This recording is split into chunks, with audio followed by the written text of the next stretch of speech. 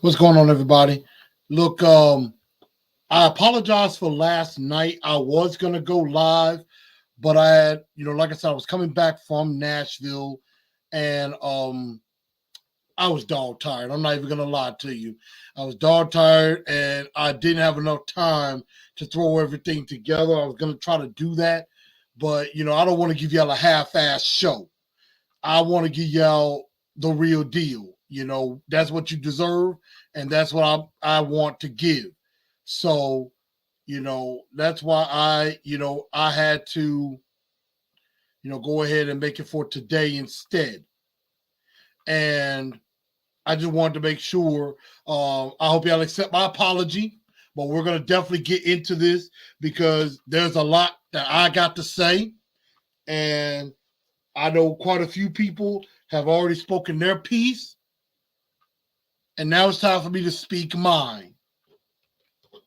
So we're gonna definitely talk about this game some. We're definitely gonna talk about some comments that were made today, and last night, and we're definitely going to get into it because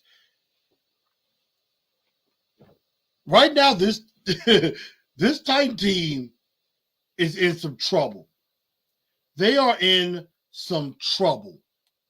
And that's really putting it lightly. The Titans got work to do. And we're going to get into that definitely in just a moment. So again, make sure y'all share this show out, whether it be on Facebook, Instagram, or Twitter. And we're going to get ready to get started. And we're going to get started in less than 60 seconds. We're going to talk about this Jags game. We're going to talk about, kind of the upcoming game against the Chargers a little bit, but we'll get more into that tomorrow. But let's talk because a conversation needs to be had. So let's get this thing started in 60 seconds.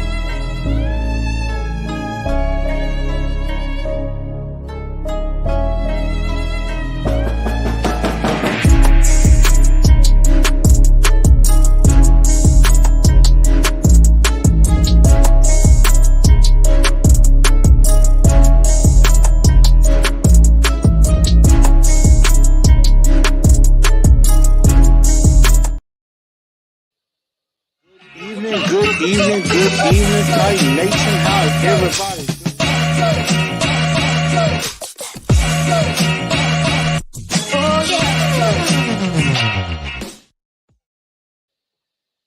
What's going on, everybody? Welcome in to TNT POSTGAME. I am your host, Chris, aka Blue Enforcer, and we're going to have a very good show on this evening. And we're going to have a good show, but it's not going to be a fun one as the Tennessee Titans get utterly and viciously embarrassed by the Jacksonville Jaguars 36-22. And make sure y'all do share this show out, whether it be on Facebook, on Instagram, on Twitter. Make sure y'all share this show out to everybody so that everybody can get in on it. I know I'm going a little late because I should have did this yesterday, but again, I was coming back from Nashville and definitely had some things going on. But again, y'all make sure y'all follow the channels. Give me a second. Y'all follow the channels, whether it be on Facebook, on Twitter, or Instagram. Make sure y'all follow those channels for everything, all Titans. I will definitely give y'all as much insight as I possibly can. But let's not waste any time, because y'all ain't here to hear me talk. Y'all ain't here to hear me blather on and stuff. Let's just go ahead and get into this game, and let's just continue to give some real to this. And it is simply this. The Tennessee Titans fall to the not just fall. They were humiliated at home by the Jacksonville Jaguars. Let that sink into your mind just a bit. They lost. Not only did they lose to the Jacksonville Jaguars, they were humiliated by the Jacksonville Jaguars. This was not just a bad loss. This was a horrific loss. And there's really no other way to cut it. I know there are some that will say, the distraction of the John Robinson firing and all of this and that, and the Titans weren't able to focus or concentrate on that. I'm just going to put it to you like this. That's a bunch of bull. That is a bunch of bull. I don't care that, I don't care that John Robinson got fired. I mean, I do care, but then I don't, because that shouldn't matter. Your job is to be prepared to play this football game and come out and beat this Jaguar team. A team that you have beaten until now 9 straight years at home. That streak obviously was broken. And the Tennessee Titans, again, the 36-22 wasn't even really that close. This was an absolute beatdown by the Jacksonville Jaguars.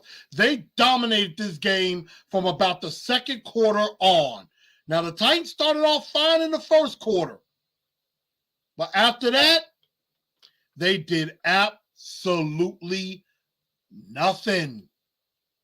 They stunk. In all 3 phases, they stunk. In all 3 phases, they were bad. And I will venture to say this. This loss, and we've lost 3 in a row, this loss was not only was worse than the loss last week to the Eagles. This loss was not only as bad as the loss to Buffalo. This loss was probably on par, if not worse, than the 59-0 drubbing that the Patriots gave us back, I believe, in 2006. It was even worse than that. This loss was an absolute disgrace. It was a disgrace. Because the Tennessee Titans, came out of that game with no energy. They felt like they didn't want to be there. They basically acted like, why are we even playing this game? I don't even care. And I'm going to tell you who deserves the blame for that. But this was a disgrace. I see Steven Crosio up in here. Derek Roberts said, better not cancel. Hey, I'm here. I'm not going nowhere. Steven Crosio says, the new Mike Malarkey, and we're going to talk about that because that is exactly what I'm thinking. Tremaine was agreeing with me earlier, like the Titans are in trouble. Yes, they are in deep, deep trouble. And, of course, our resident Titans hater is here. Not surprised. But the way things are going right now, in a way, he's right. Not all year, but right now, they are trash. Tyson said, how bad do you think we'll get blown out by the Chargers? It ain't going to look good. It ain't looking good. Now, I know Ian's trying to add some positivity, saying we're down, but we're not out. Right now, we're heading towards being out. I mean, a few weeks ago, maybe even last week or 2 weeks ago, we're basically talking as if the AFC South is all but wrapped up. It is all ours. After this loss, not anymore. It ain't a foregone conclusion. The AFC South, for the first time this year, Titans winning the AFC South is kind of in doubt. Well, no, I take that back. The AFC South is in doubt. Making the playoffs is kind of in doubt too. Sherrod says, are we drafting an wide receiver off the line? Need to be both. What's up, eyes watching me? Blue Fire. Dear Rob says, yep. They know he could beat us now. So we're definitely getting some comments. I don't think Trevor Lawrence owns us yet. But like I said, I told some of y'all that the Jacksonville Jaguars in the last couple of years, in the next couple of years, maybe the next year, is going to be a problem.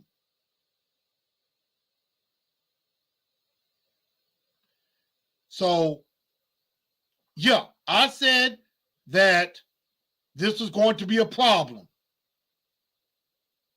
And they are becoming a problem. They are definitely that. So,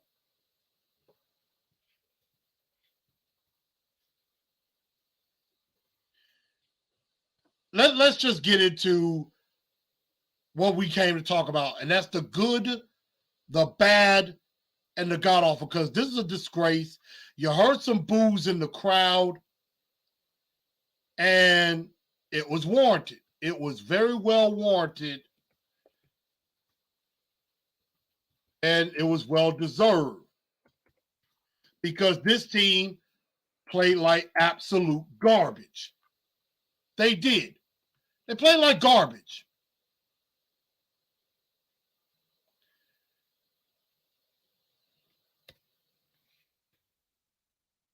And I was sitting there like, this can't be happening, right?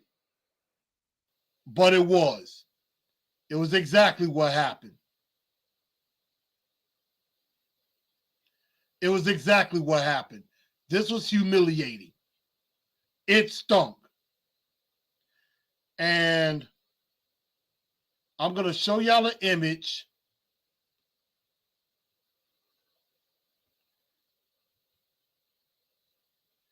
That's going to tell the whole story. Well, one of the story.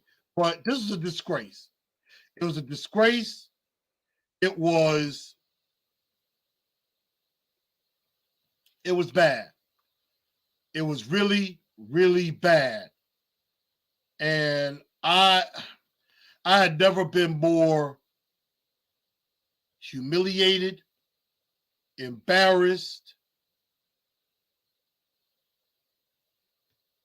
or just down as a Titans fan as I am right now. It is awful. Absolutely awful. I don't know where this team goes from here. And I know I sound like a broken record. I sound horrible, to say the least, but it's the honest truth. I don't know. I honestly don't know where we go from here. So, the good, the bad, and the awful. Let's start with a little good. And I'm going to get to some of y'all comments in a minute.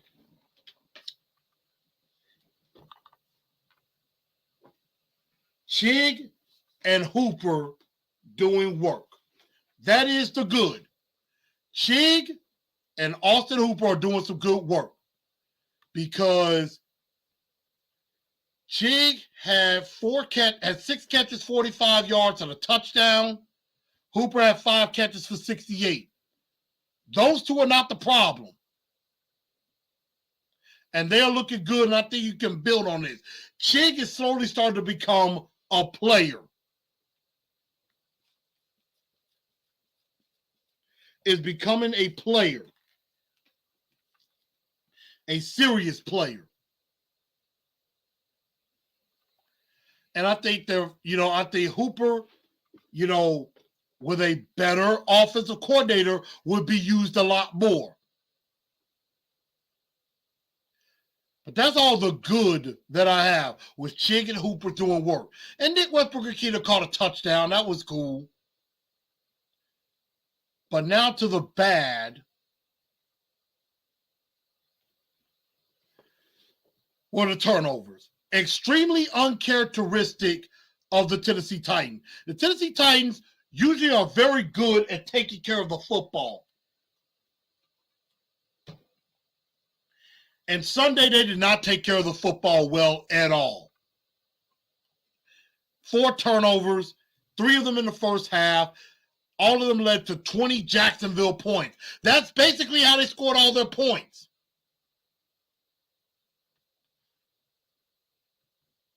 You had a strip sack, which we'll get to in a minute. Derrick Henry fumbles twice, which is extremely uncharacteristic of him. There was no such thing as a pass rush, which we haven't said that. I mean, we've been saying that for the last couple of weeks, but we're used to a big-time pass rush, and right now it's not there. I did not know we were going to miss Danico Autry that much.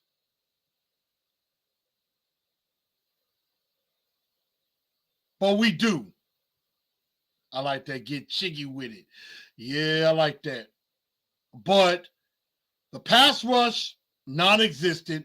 The fumbles, very uncharacteristic of Derrick Henry. And the turnovers, very uncharacteristic of the Tennessee Titans. And I see we got Titan Anderson in here. What's going on with you? I know Brandon's in here. Chig caught a touchdown. Bad. Henry fumbled twice.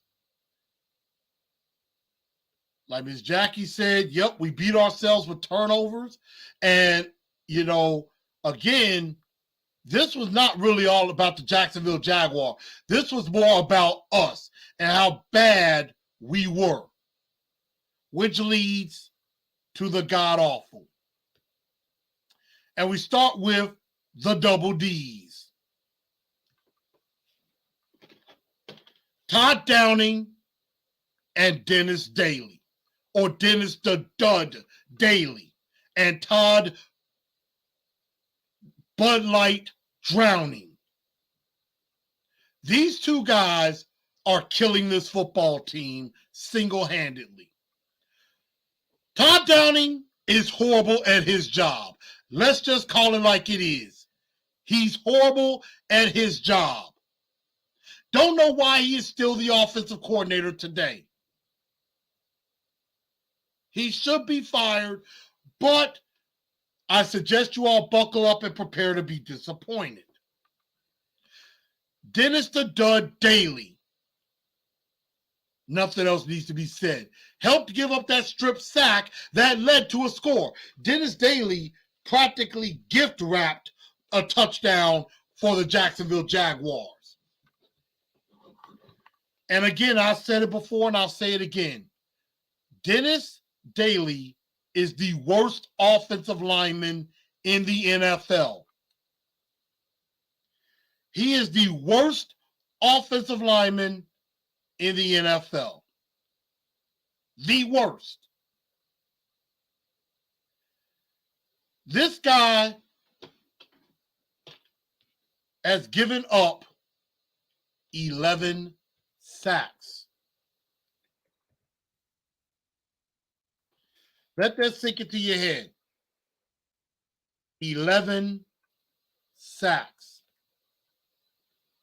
11.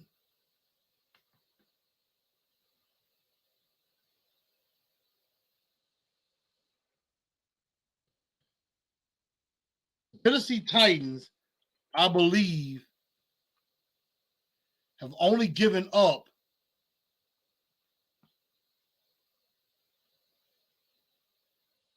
right now. The Tennessee Titans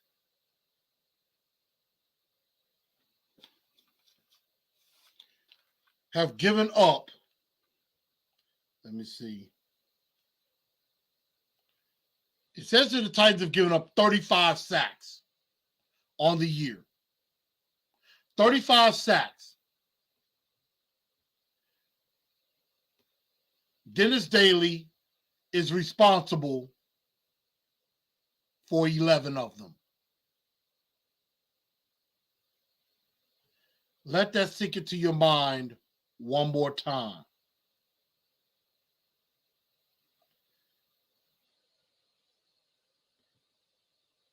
The Tennessee Titans, as a team, have given up close to 40 sacks.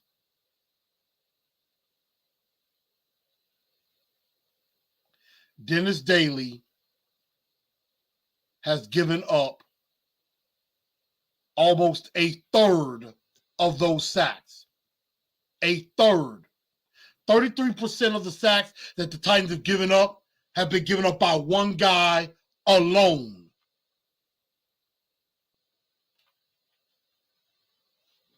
Dennis Daly sucks badly. But now Downing has been so bad, he rubbed off on the defense too. Because the defense has taken a major step back. I mean, I've never heard of a defense going from close to elite to stinking in the same season.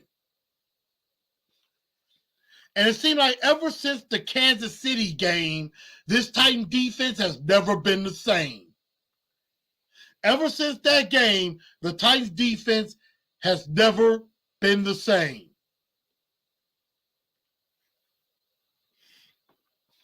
And that's bad.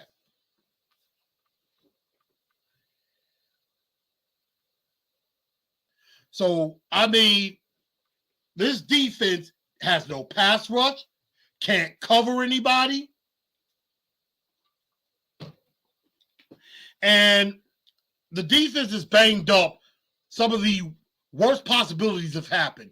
Christian Fulton, your number one corner. David Long, probably your best middle linebacker. Danico Autry, one of your pillars of your pass rush. And I would also say your best pass rusher, Harold Landry. But the Titans were doing fine without Landry in the beginning of the year. But man, we should have him now. But we don't. And that really sucks. But the worst thing is, it just seemed like the Titans as a team had no energy or want to win. They didn't have any desire to play this game. And Mr. Jones said, Autry being out has hurt our pass rush. And we never thought we would be like, we're missing Danico Autry that much? We are. We are missing Danico Autry badly. Weaver has been pretty non-existent recently. And the defense has gotten hurt by injuries in the worst possible times.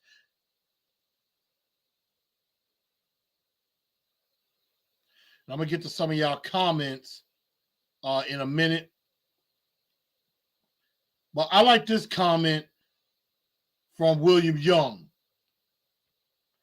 Vrabel's pride, along with Daly and Downing, equals loss.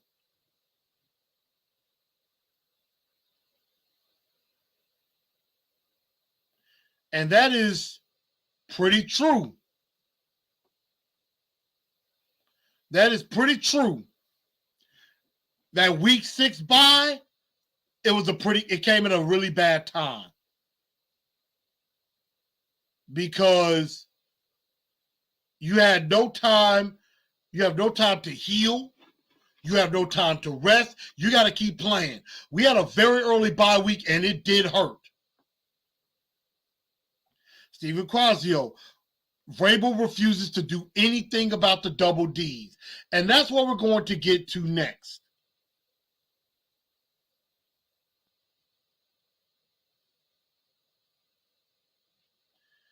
And Dennis Daly, John Robinson had the nerve to go get him.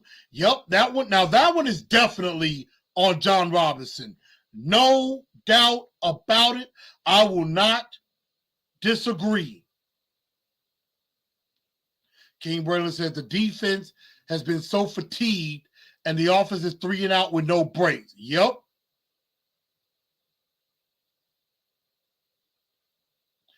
Zach Cunningham has been hurt, and even when he's been in the game, hasn't been that good.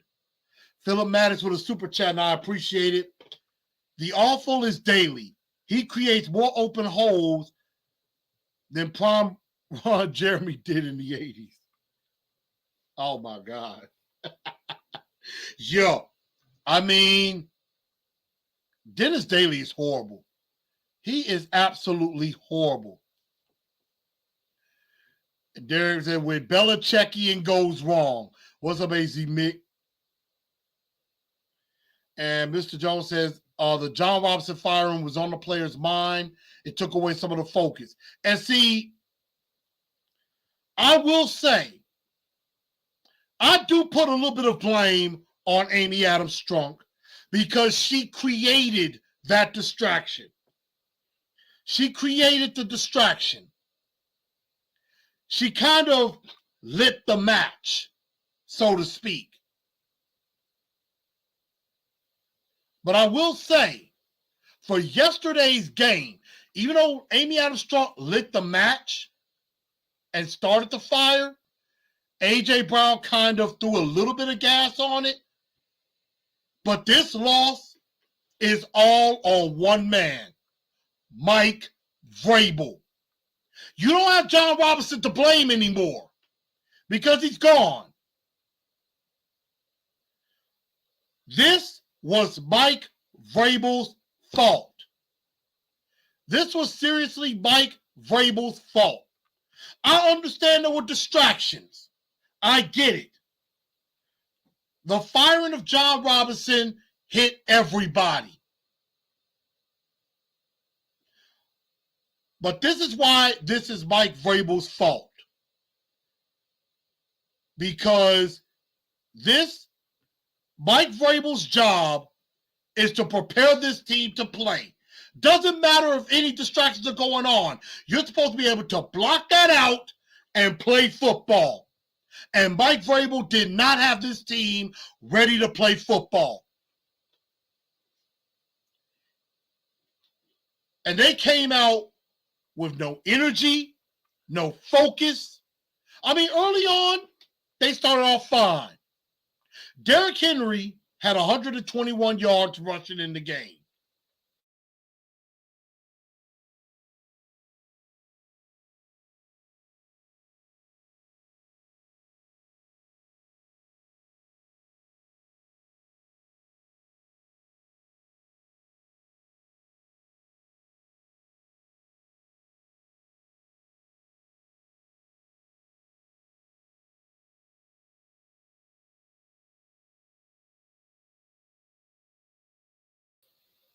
Okay?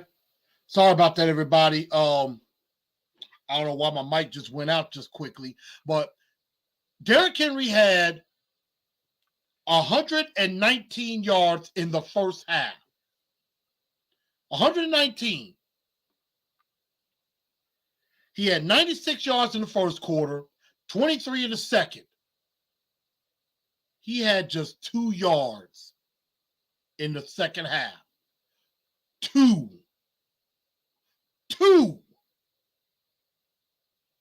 in the second half. That is coaching malpractice.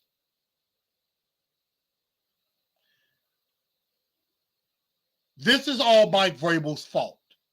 Now, again, the turnovers, yes, that's on the players.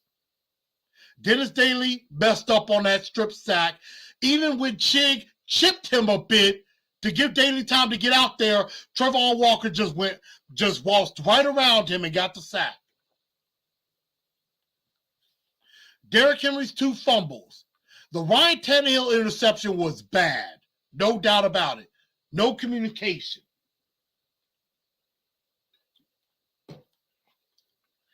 But the fact that this team came out and gave that performance is clearly on Mike Vrabel.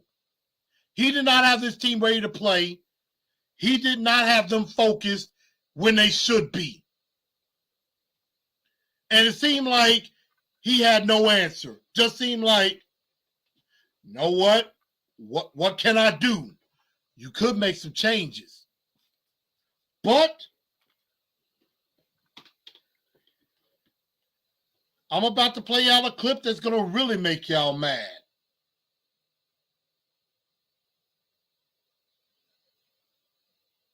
And, you know, Tights Out said, didn't Daly block 2 pass rushes on one play? I don't think so. On one sack, Chig chipped on Daly, and he still got sacked. Tannehill still got sacked. And I want to say the other one was just the other.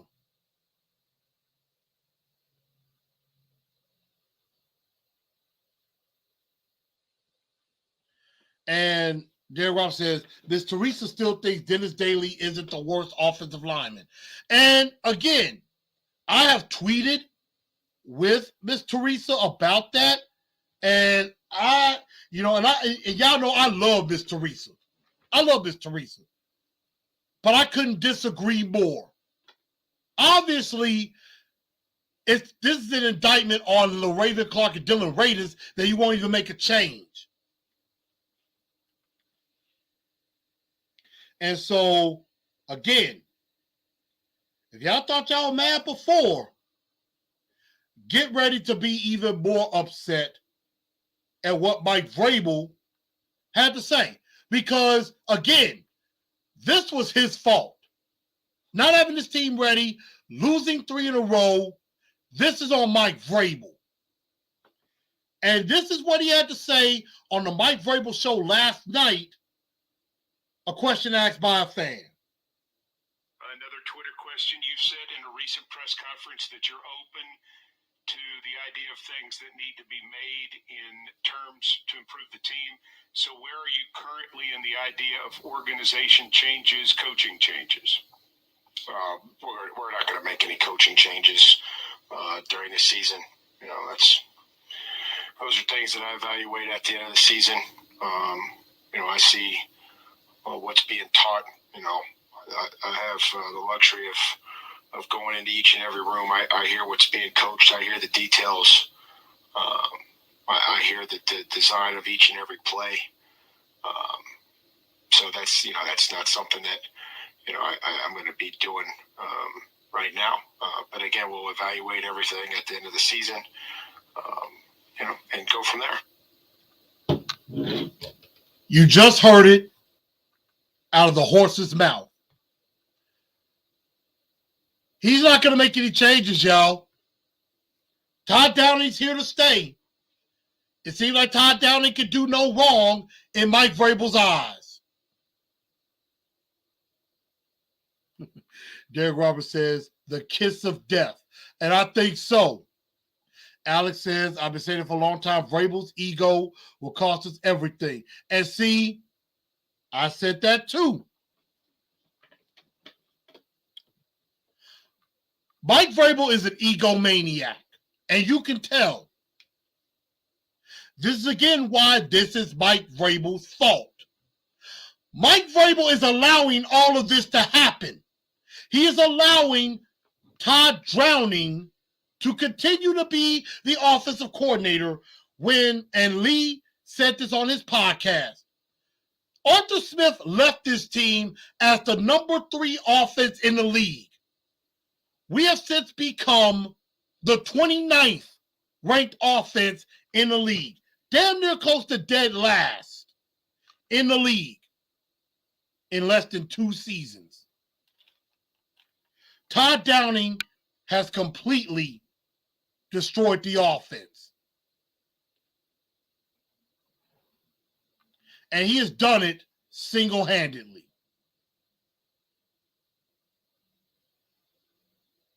We're 29th offensively, when a couple of years ago, we were number 3.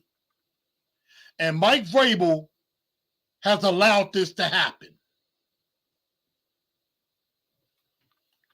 Dennis Dudley still being the left tackle. Mike Vrabel is allowing this to happen.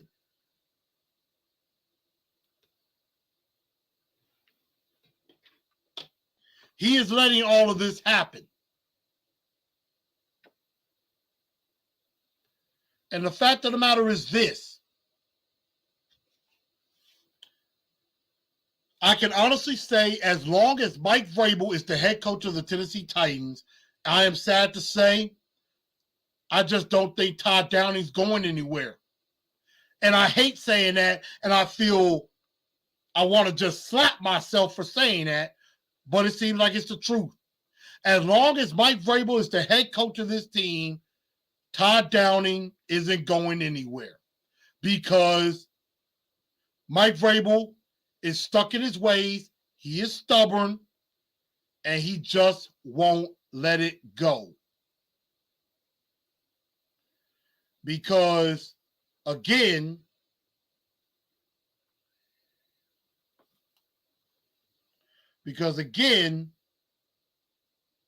as somebody said earlier,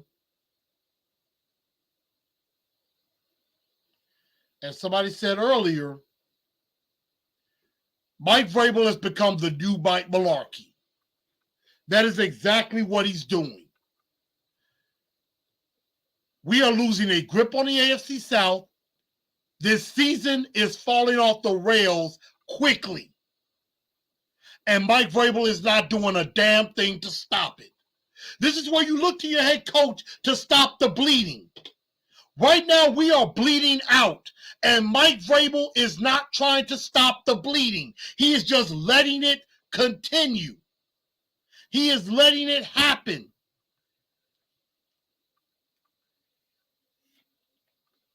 You know, I thought of a joke with like what Chris Rock would say with the firing of John Robinson.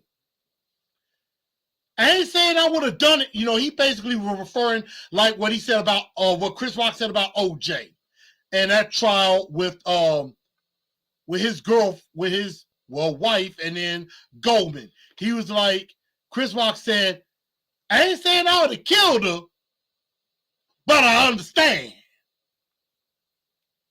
That's how I felt with John Robinson. I ain't saying I would have fired him right then, but I understand. And I do understand. Not getting rid of Todd Downing, I don't understand. I don't. Mike Vrabel is basically becoming the new Mike Mularkey. Again, I want y'all to hear this one more time. Go from there. Another Twitter question. You said in a recent press conference that you're open to the idea of things that need to be made in terms to improve the team. So where are you currently in the idea of organization changes, coaching changes? We're not going to make any coaching changes. That's enough said right there. He is basically doing the exact same thing Mike Mularkey is doing. What have I been saying for the last month? Those who do not learn from history are doomed to repeat it. Mike Vrabel obviously isn't a fan of history because he hasn't thought about this. Be like, you know, and a lot of people say, well, you don't fire a coach that has had nothing but winning seasons. Mike Vrabel has won. Why would you fire him? Mike Mularkey took a team that was 3-13 to 9-7, got them to the playoffs, won a playoff game, and John Robinson still fired him for not getting rid of Terry Robisky as offensive coordinator. Think about that. Mike Mularkey got the team to the playoffs. And because he would not fire his offensive coordinator, he got fired. Seem familiar? Mike Vrabel is doing the exact same thing. The exact same thing. He is willing to die on a hill for Todd Downing.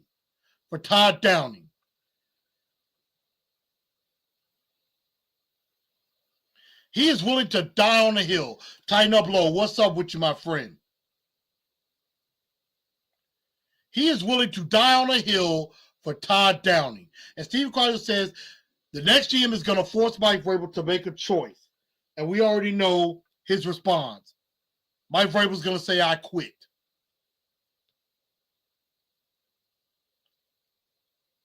And even though Ken Moore is not a fan of it, I think we should at least take a look at Tim Kelly these last 4 games and let's see. Let's try and see if something different happens.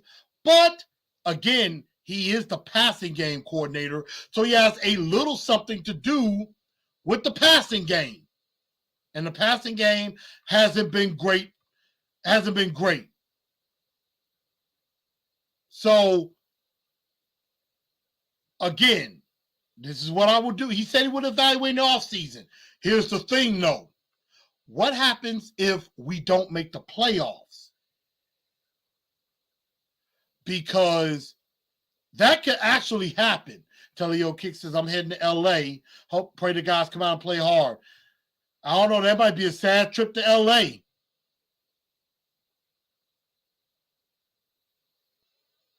That could be a sad trip to L.A. Because, yeah, Philomatic said last year, he said, Mike Vrabel may not be the guy he thinks he is. And again, there's been talk on radio shows saying, have we reached the ceiling with Mike Vrabel? Has Mike Vrabel taken us as far as he could take us? And I think the answer is yes. I think Mike Vrabel, this is as far as Mike Vrabel is going to take us. Because I think Mike Vrabel is so complacent, he's just happy with winning the division and getting a home playoff game and then being one and done. It seems like he's fine with that. We as fans are not. What have you done for me lately? That is what this league is about. And again, others have said it, I have said it. If the GM is in-house, if it is Ryan Cowden or Monty Ossenford is the GM, that's the only way Mike Vrabel stays. And that would be unfortunate because it would seem as if Mike Vrabel is technically running the team. Because those two guys are going to be yes men to Mike Vrabel. We know Mike Vrabel's an egomaniac. Mike Vrabel is very arrogant. Mike Vrabel thinks he knows everything and everybody else knows nothing. That is Mike Vrabel. And make sure y'all hit that like button and make sure you hit the subscribe button as well. If you're in here, everybody in here, please hit that like button for me. But Mike Vrabel is an egomaniac. He thinks he all that. He thinks he knows everything.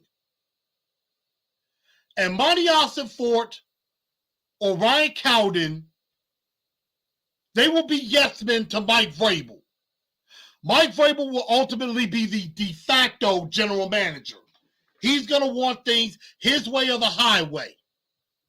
Now, if Amy Adams-Strunk goes outside and gets just a new GM with no ties to the Titans, no ties to Mike Vrabel, then I could see a conversation going like this. The new general manager is going to come to Mike Vrabel and say, hey, Mike, You've been doing a great job here, getting this team to the playoffs, winning record ever since you've been here. But you need to fire your offensive coordinator. You probably need to also take a look at firing your offensive line coach and maybe your special teams coordinator. And you get one of two choices. Either fire those guys or you're gone. And if Mike Vrabel says anything other than, yes, sir, he should be fired. Plain and simple. That's what I would do. I would sit with Mike Vrabel and say, Todd Downing needs to go. Keith Carter, Craig Ackerman, if he lets them go, fine. But mainly Todd Downing. If you don't fire Todd Downing, I'm firing you. Make the choice, make it now. And if Vrabel says, I want to keep those guys, he says, no, sir, or I'm going to keep those guys, if I go down, those guys, I will go down for those guys, I'm going to be like, you're fired. You can go clean out your office. Thank you for your service, but your services are no longer required. I would fire Mike Vrabel right then and there.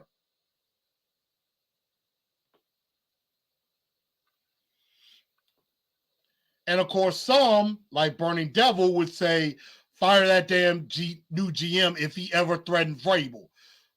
Dude, are you messed up in the mind a little bit? Love you, I appreciate you, but I'm just saying, if Vrabel is not willing to make a solution, then that means Vrabel is also part of the problem. If Vrabel doesn't see that Todd Downing is a problem, then Mike Vrabel is a problem. And again, I would do that.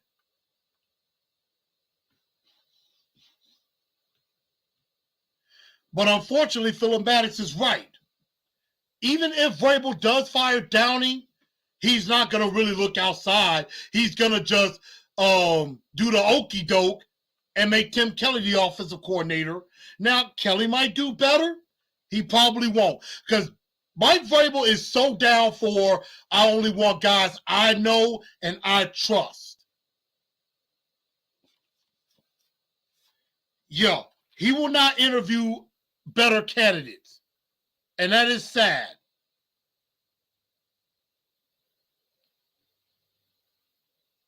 Very sad. And I know Burning Devil is trying to be positive and trying to stick with Vrabel. But Amy Adams-Strunk made it clear. Just winning the division and just getting to the playoffs is not good enough. It's not good enough. She wants Super Bowls. She wants championships. And if Mike Vrabel isn't willing to take us to that next level, it's time to find somebody that will.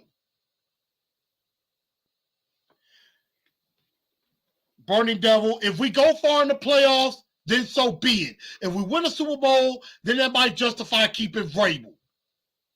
But wouldn't it also not justify firing John Robinson? That would make firing John Robinson a mistake if they make it to the Super Bowl or win it. But this team is one and done. I don't see us going very far.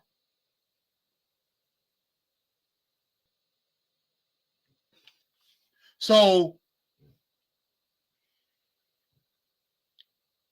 it's time for Vrabel to face the music, let go of Downing, but obviously he won't. And until Vrabel gets rid of Downing, Vrabel is going to be the problem. It's either Downing goes or Vrabel goes. And I will be just fine if Vrabel is gone. Because then we can get an offensive-minded coach that can fix this offense. If Shane Bowen and Jim Schwartz stays as co-defensive coordinators, I am perfectly fine with that. So This is on Mike Vrabel. He is the head coach. It's all on him now. We're on the verge of 3 straight one-and-dones in the playoffs. Yes, we would have won 3 straight division titles, but right now that's not good enough. And I agree. Downing should be gone, no matter what happens. And I agree. Like I said, the Chris Rock joke. I ain't saying I would have fired John Robinson at the time, but I understand. I understand the firing. And that's fine. But if the Tennessee Burning Devil, let me ask you this. What happens if the season completely goes off the rails and Mike Vrabel doesn't make the playoffs? Are you going to ride his coattails then?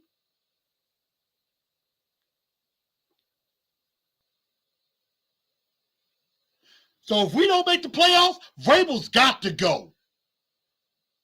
And I would go get the assistant general manager in Kansas City and hire Eric Bieniemy. Turbo Duran, the Titans are collapsing. Yes. The season is slowly starting to fall off the tracks. We are starting to fall off the rails. And Mike Vrabel, we're bleeding out. And Mike Vrabel is not doing a damn thing to stop the bleeding.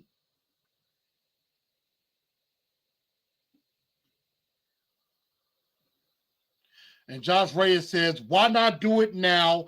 Evaluate Tim Kelly these last few games. I agree.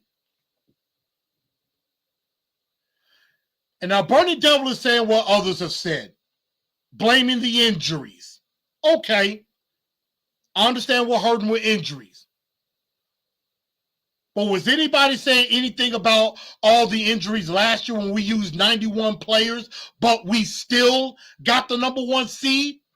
Nobody was really tripping about the injuries then. Yes, we were mentioning it, man, Dad, they got a lot of injuries. 91 players. But we still got the number 1 seed. Nobody used the injuries as an excuse. I've been hearing so much about injuries being an excuse more now than ever. And it's pretty freaking sad, if you ask me. We had AJ. John Robinson shouldn't have gotten rid of him. I agree. Airbnb should have a try. Burning Devil, I don't give a damn they're trying hard with the backups. Last year we were trying hard with the backups. No different than last year, this year. We have used nearly 80 players this year. We used 91 last year, but we still got the number 1 seed with pretty much the same roster. So I don't want to hear no excuses. But it is hurting our pass rush. I do agree. So I'm going to get ready to wrap things up and say this. We're going to talk about the Chargers game tomorrow. Get your nominees in for Dunce of the Day, because there are plenty of nominees, and Star of the Week, and there's only maybe 1 or 2. We're going to talk about that. And, I forgot to mention this news, that the Titans cut Ola Adeni and Joe Schobert, which I kind of don't understand that. Our defense is already reeling, and we need bodies, and you cut 2 guys on defense. I don't understand it. And Jeff Swain is still on the team.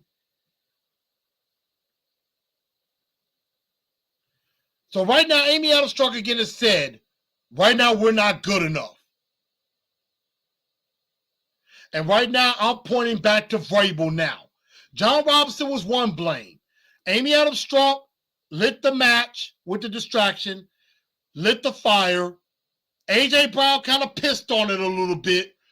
But now Vrabel, not wanting to make changes, is turning it into an inferno. This is a dumpster fire. And it ain't getting no better.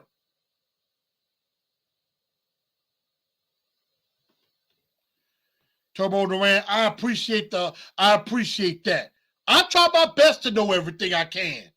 I'm not perfect by any means. But I try my best to know because I love this team and I love football. But the truth of the matter is this. If Vrabel isn't going to help with the solution, he is part of the problem. Those who do not learn from history are doomed to repeat it, and I'm going to keep repeating that because this is repeating history all over again. And the Titans better get it together before going out to L.A. Because if they go out to L.A. playing like they did against the Jaguars, the L.A. Chargers are going to embarrass them even worse. They are going to smack them around. And Justin Herbert is better than Trevor Lawrence and has better weapons. So we could be heading for 4 straight losses. And if this continues on, forget just the division. We might not make the playoffs. And this will be a cataclysmic collapse. And that would lead, I think if we don't make the playoffs, Vrabel has to be fired. In my opinion. And JS75 is right. I forgot to mention the strength and conditioning coach. I think he needs to go too. Never heard about all these batches of injuries under Steve Watterson when he was the strength and conditioning coach. I never heard of an injury list being yay long, but it is. So, my little brother comes in and says, you should be the coach. The Titans will be undefeated. I don't know if we'd be undefeated, but I think I could do a good job. Bernie Devil said we won 7 games straight. Actually, it was 6. I want to say it was 6 in a row. But now we've lost 4 in a row. I understand your belief, but I don't have a good feeling about this game. I have my doubts. I'm out on Vrabel. I will say it. I'm out on Mike Vrabel. That comment right there, I'm done with Mike Vrabel. I have stabbed him in the back. He ain't good enough. So everybody, I'm about to get out of here. I appreciate everybody tuning in. And tomorrow, again, we will talk more about this. We will go into the Chargers game and a little bit more. But again, everybody, thank y'all for tuning into the show. Also, I forgot. Rest in peace to Mississippi head coach Mike Leach. I believe he passed away this morning after heart complications. I'll talk more about that tomorrow, but rest in peace to Mike Leach. But I thank everybody for tuning in, and hope everybody has a good rest of your Tuesday. And let's tighten up, because that's all we know how to do. Good night, y'all.